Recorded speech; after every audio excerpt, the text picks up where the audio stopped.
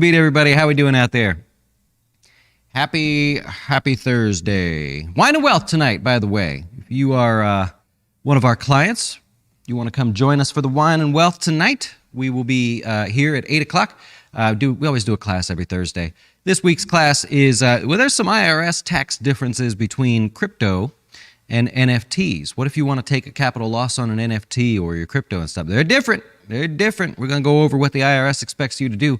So we will conquer that later. Every week I do a class, but they don't always apply to every single person, right? So my goal is just to keep talking. Eventually you have questions, and I'm like the only advisor, Eric too, that wants people to ask questions. Come on, man, we're talking about your money. There is no question you shouldn't be asking. You just need a little boost sometimes to know what question you're supposed to ask there. Also, we got our FinTips videos. Those are public. Those are free. You can watch those there. On our YouTube channel, they go out 1 o'clock Eastern every single day. Eric did Money Mistakes in Your 30s yesterday. Today, I talked about adjustable rate mortgages because those are coming back into play now. And we can't just automatically think that doesn't make sense. Now it's got to be an option there for a lot of people. So I hope you will check that out. And I appreciate the subscription and all that good stuff. Where's Kevin? I saw Kevin in there somewhere. Kevin Hawthorne, how you doing today, man? Over in Lakeland, Florida. Good guy. Kevin, when you email me, I email back every single time, but it bounces back. It says that your email's no good, man. So I've been trying to find a way to tell you I'm not ignoring you, but maybe use a different email or something for whatever reason. You're the only one it does that to, but it comes back to me and says not deliverable. Anyways, hey, let's talk about Jerome Powell, by the way. So remember I was talking about the language that Jerome Powell's been using. At first he was saying we expect a soft landing from raising rates. That's just a fancy way of saying it shouldn't have much impact on the economy, not so much the stock market. And then he changed it to soft-ish, right? Well, and he changed it to bumpy. And then 2 weeks ago, he changed it to, we may feel some pain during this raising of rates here to try to slow inflation and everything. Well, now he's changed it again, right? And this is just something you could track. I mean, there's algorithms that track this stuff. Now he says that if we avoid a recession, it will be because of a lucky decline in inflation. Whoa, man. So meaning whatever you do, we're all boiling this down to luck? That was not a good sign.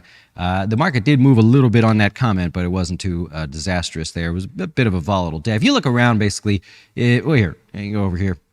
If you look, this is the S&P. If you look at today, I mean, we sold off early in the morning. We recovered almost all of it during the afternoon there, and then just sold off towards the close. There you go. There's a basic look at it. So this morning, come off of those lows. We actually gapped down on the day and gave back or recovered almost all of it there. Just couldn't get it all the way to positive there. Right at the end of the day, it starts selling off, and that's how we're going to go into tomorrow. So a little bit of weakness there, and likely some weakness to come because the bulls didn't really win today. Right? They tried. They gave it a shot to say, hey, this right here is going to be a higher low. And it didn't work out there. So also I want to point out, I've been hearing from brokerage firms, watch your margin requirements there. If you're buying or investing in this market on margin, remember that the margin requirement is more of a suggestion. It's not set in stone. They can change that. Coming from my brokerage firm days there, we're able to change the account level margin requirement, and they're also able to change the stock specific requirement. So if you're in something and it's getting a lot more volatile, a lot more action, maybe crypto related, they're able to say, hey, the margin requirement is now going to be 20%. It's going to be 25%, whatever it is, depending on where you're at or with that account. So careful there. Just understand what margin is, know what you signed up for there. It's not a bad thing. It's just part of the game. You got to know what the rules are. Anyways, let's go over here. By the way, I'm going to go through some sectors here in a little bit and talk about the most overbought and sold stocks. If there's a particular sector you want me to look at, let me know. I will address it there. If it's not of interest to you, we can just move on, do something else. Here you go. So the S&P there, well, this right here, this is the beginning of the year. That's why we basically just say off of highs and year to date, they're the same thing within a day. So basically year to date, first half of the year, it's over, right? It's June 30th here. If you did not change your investments to something more conservative, then you won so far. You've won. This is the worst start of a year. I think you'd have to say it's the worst first half of a year in more than my lifetime. I am officially 40 years old, and you got to go back 50 years to actually find a worse first half of the year. So good job on that one. I want to point out something here real quick. In our research site, just for fun, the S&P or the SPY only goes back to 1993, so this 50-year look back's not really impressive.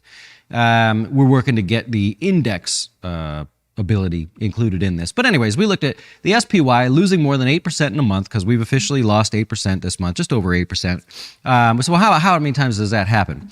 You got 12 times. It's not very common for the market to lose 8% in a month. And if we go down here, April of 2022 was the last time. So it's not like we're not familiar with it. Right? 8.78% in the month of April. Go back to 2020 during COVID there. In March, you lost 12.49%. So we have seen worse. 2008, you might imagine, would be a little bit worse there. But there's not a lot of times that this happened. I'm going to try something real quick. What if we go forward and we say, well, we know what 1 month is. Let's look out forward and see. Is it worthwhile to take a shot at the market dipping or at the market bouncing from here? Let's see what we got. So going out 1 month from this moment here, the average return is slight positive there. 66% of the time, you're risking a considerable amount more downside for a very limited upside, and your odds are basically, slightly in your favor there. So 1 month performance tells you it could be a little bit rough. There are going to be some good times. There are going to be some bad times. It's just going to be a rough month there. Looking out 3 months, it gets a little bit better. This would actually be your sweet spot, it looks like here. 5.6% average return, 20 on a median basis, 72.7% positivity rating, or percentage of time that the market is actually positive there. For about the same amount of volatility here, you're getting a better chance of a positive return, and to the tune of 5x better there. So in the next 3 months, you kind of say, well, look, if we dip from here and we make a new low and it gets a little bit worse, it's actually a buying opportunity. And that's not my opinion, obviously. That's looking at the history here of times that we've fallen more than 8%. You could argue the choppiness continues going forward. Inevitably, there have been more severe declines over the rest of the year. So you got to be prepared for that. The worst ones here are going to be during a financial crisis as well as during COVID there, because the intra-month during March obviously was a lot worse than what's reported at the end of the month. Anyway, so you got about 63% chance positivity there. There's the opportunity for decent gains there. I would just say your sweet spot's probably right around 3 months there. There you go. Also, it is the 15th time since let me go over here. We look at the SPY. So we gapped down over 1% today.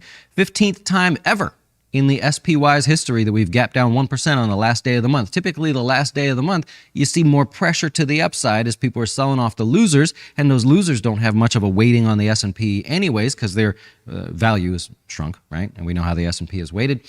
So you typically see selling off there and purchasing of the stronger stocks. Well, there's not a lot of stronger stocks out there, so there's not as much window dressing to be had, a little bit, that the mutual funds and funds like to do. So nonetheless, you look at the S&P here today, 15th time that we've gapped down 1% or more at the end of the month there, which is a little bit odd, if you ask me, meaning, hey, there looks like some weakness to come. Looking through the month here, there's not a lot of good stuff to show you, really. I mean, I don't know what you want me to say. Semiconductors would be the worst performers, all of them double-digit losses for the month. You got NVIDIA down 18%, Broadcom down 16%. Thankfully, maybe you don't have Micron. Micron was down 25%. That would be the worst performer. AMD is the second worst performer, 24%. Not good over there. Doesn't really matter where you look. If you want to look at the big financials there, you got American Express down 17%. I would argue that that's oversold. That may be one to watch there. Synchrony Financial also sold off 25%, very extended. Not also, it's down 25% there. You could look at the card issuers there. Doesn't really matter. Capital One down 18. Visa would be the best, down only 7. But look at that mess. How do you work with that? Energy, the big pullback there. You can look at ExxonMobil down 10% on the month, so over the last month there, which is probably welcome for a lot of you. And Chevron down 17% for the month. So just kind of a bloodbath. I don't need to tell you all of that. If we look at the NASDAQ here, obviously it was a weak day for this one. It also lost 8% for the month. The Russell did too, for that matter. Look at the Russell 2000. That one lost 8% for the month as well. The Dow actually is the best performer year to date. It's down only 15%, and it only lost 6%. So not that the Dow is all that exciting or anything, but there you go. A little something to look at. With the weakness in the market comes a rise in the price of bonds, which means rates going down, right? So when you see prices of bonds go up, got rates going down there, it tends to confuse people there. Brought the 10-year back to under 3%. 3.5% was the high from earlier this month. Interesting there. You got crude oil down 3.4% on the day. Biden initially started the day by saying, I'm not going to ask OPEC to raise production more than they already were. About midday, he must have forgotten. He said, well, I'm going to ask them to increase production. That's what we're going to do. So I checked. At the end of the day, he did not go back and change his mind again. As of now, he's asking them to raise production. Gas prices are coming down. I mean, that's at least a little bit helpful for you. If you take a look over at the U.S., retail gas prices, includes diesel as well. Prices come. Does that make you feel good? Does that help? It's a little bit, right? We were at over $5 a gallon. Now we're sitting at $4.90-ish. You know what I mean? That's the highest ever, by the way. Nobody's ever seen gas prices this high. You can look back all the way as far as you're able to go. That's the case there. Gas futures are actually falling faster, so you would expect the gas prices to continue lower if that helps you feel better over the holiday and you plan on doing a little traveling. I don't know. I wonder what fireworks cost. You think fireworks gone up in value or up in price? Bitcoin confidently breaking through 20,000 here.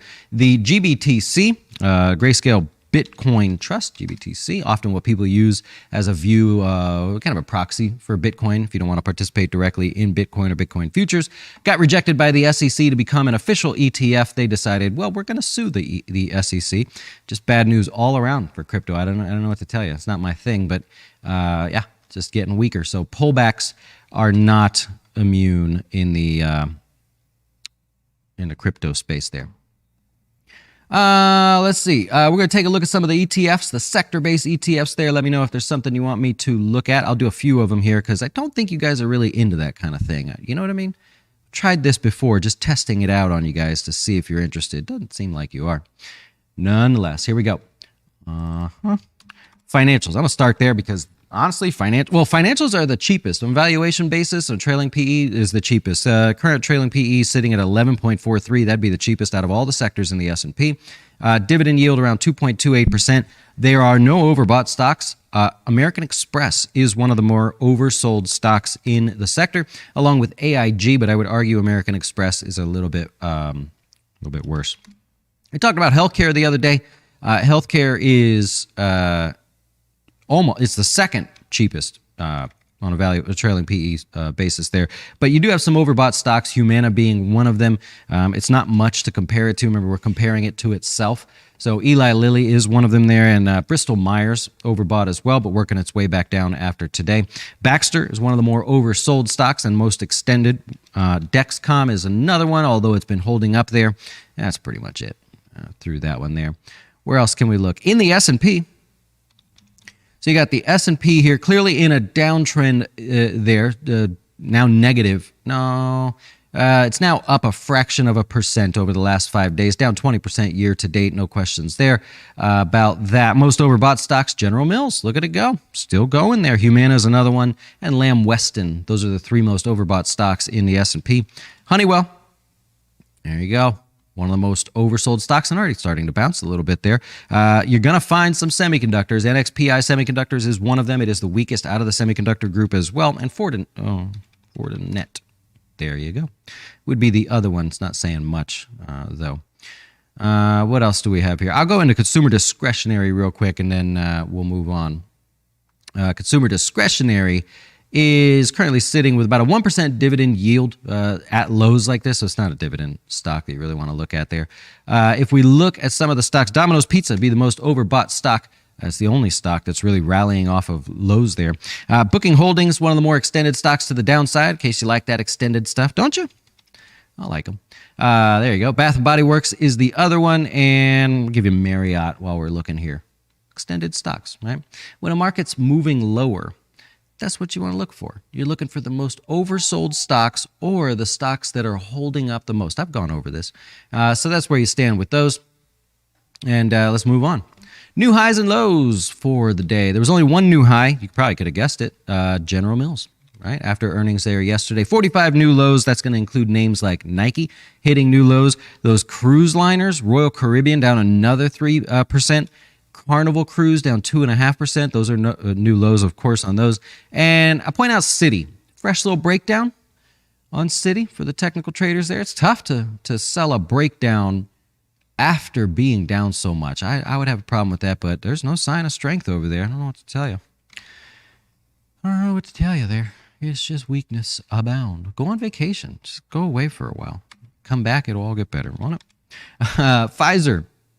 So Pfizer's in the news here today. $3.2 billion vaccine deal with the federal government, and also focusing more on Omicron, the new one, or the latest. So there you go. More money being spent. Restoration Hardware there. They said, we see a slowdown in luxury furniture. They kind of had to say that because our personal expenditure numbers came out today, and they confirmed that. Nobody's buying $4,500 ottomans there anymore, or at least not as much as you guys were. I can't believe that kind of thing. Constellation Brands, you know what they are. If you drink any kind of imported beer, chances are they had their hands on it there. Corona, Modelo. I'm not a beer guy. Corona, Modelo, things like that. They do a lot of spirits as well. They also own 40% of Canopy Growth. How do you think that's going? Would you like to own 40% of this company right now? Not very good. It could be 55% because they do own warrants and various bonds that allow them to convert to shares. They chose to convert some of that by about 5% last quarter, brings them up to 40%, even though they lost $100 million there. But with Constellation Brands, it wasn't a great earnings report on their part. Better than expected earnings there. They kept their guidance the same. The issues are millennials drinking more local beer. Hey, let's go to the craft brewery. Downtown St. Pete is really big with that. That's an issue for them versus drinking like imported beers or big national brands, things like that. They had glass supply issues as well with the beer bottles. I don't know, you use glass. Got to be a cheaper way to do it. And of course, inflation. They were not immune to that. That's what it is. Walgreens hits new lows today. Nice and weak there. Walgreens now calls themselves a healthcare pharmacy company that just happens to have some retail space as well. I didn't know that. That's what they choose to call themselves there. They are currently still in their transformational cost management program, which is now expected to save them $3.5 billion versus $3.3 billion expected. I mentioned that last quarter, so they just upped the number. That's all they did there. And then what was really cool, I was reading through their transcripts. So they have these micro fulfillment centers that are fully automated. Don't need a person in there. I mean, maybe somebody turns on the lights. I don't know. But they have 4 of them now serving over 1,100 stores. And that's their path to saving more money going forward there. Revenues and total gross profits were down here in the U.S., which is not good because it makes up 81% of their total revenues. So what they do in the States here matters. And they're going to keep Boots, by the way. They were going to sell Boots, but they're actually going to keep it. I forget how they said it. The financial conditions have changed. Or so. They're basically saying, look, nobody wants to buy it.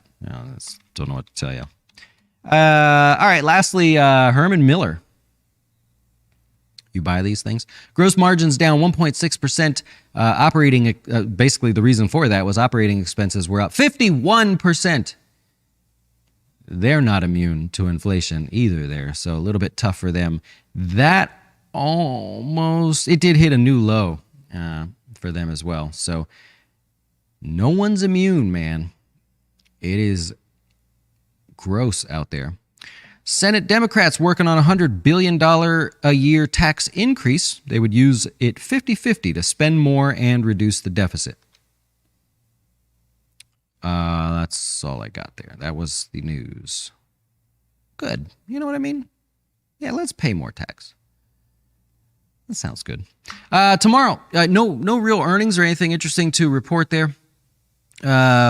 In the automotive space, you've got your vehicle sales. Those come out throughout the day. That's going to affect your different, obviously your vehicle stocks there. And just confirming that is tomorrow. And I'll answer your questions as they come up. That is tomorrow. Okay. Yeah, other than that, that's what I got. Let's see what you got there, huh? Harry's got it right there with Carnival Cruise. I got too much debt. They had to. I mean, you can't fault them. Debt was cheap. They were in trouble. They were shut down. They took on the debt. But they turn into a utility stock where you need more debt. That money's got to come from somewhere, and it is a lot more expensive now. You guys know, to get more debt. If I had to pick one, I'd go with Carnival because they're the largest. But you'd have to force me to pick one right now at this point. Yeah.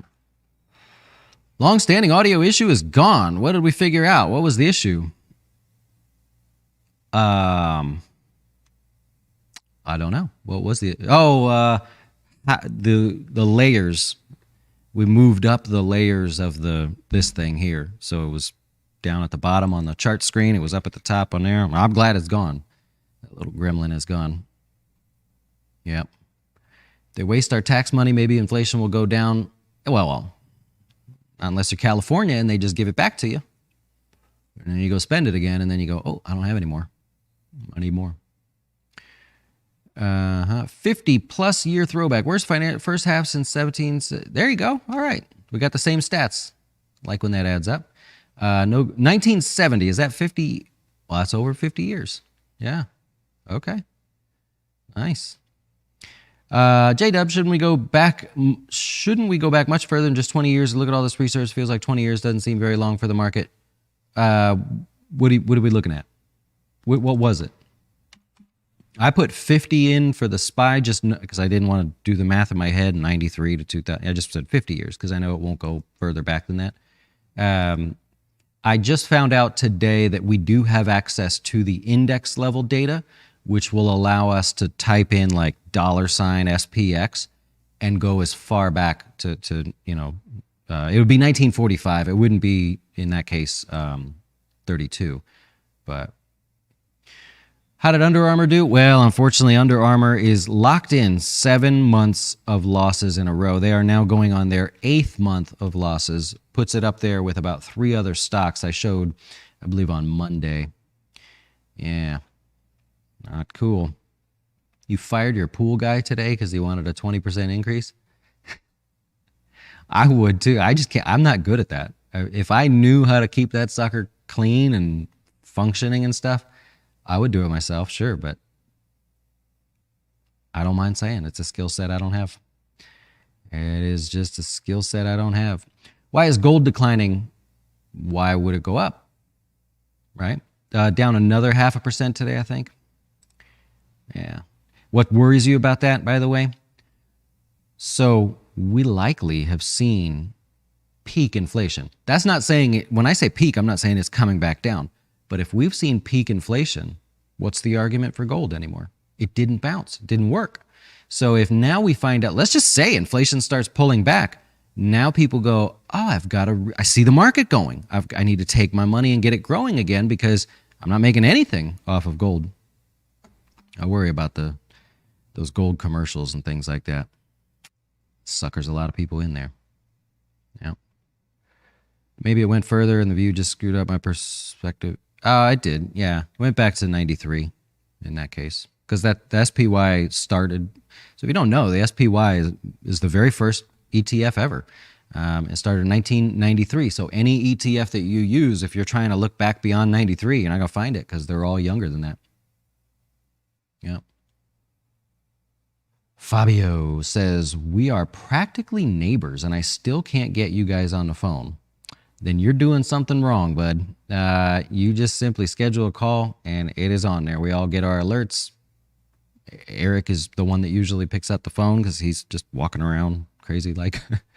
So I don't know what you're doing wrong, man. Everybody else has no issues there, but I hope you get it. If you get stuck, email support. We'll do it for you.